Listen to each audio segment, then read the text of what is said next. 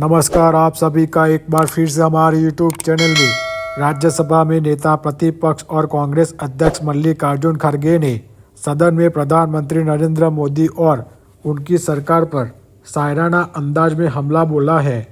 उन्होंने कहा कि कभी घमंड मत करना, तकदीर बदलती रहती है, शीशा वही रहता है, तस्वीर बदलती रहती है।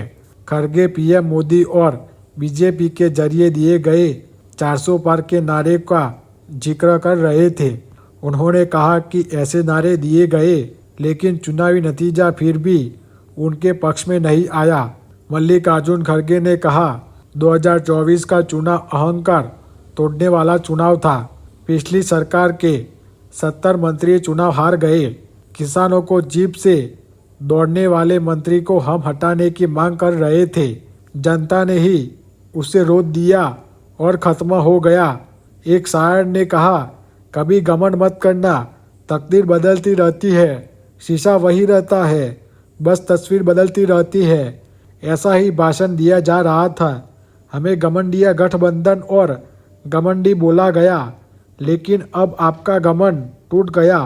पीएम मोदी पर निशाना साधते हुए मल्लिकार्जुन खड़गे ने कहा, अब आपको 400 पार का नारा नहीं लगाना पड़ेगा। अब तो आप 200 पार में है। ये सीट भी बहुत मुश्किल से आई है। मैंने पिछले भाषण में भी कहा था कि बीजेपी सिर्फ जनता को मुद्दों से भटकाने का काम करती है।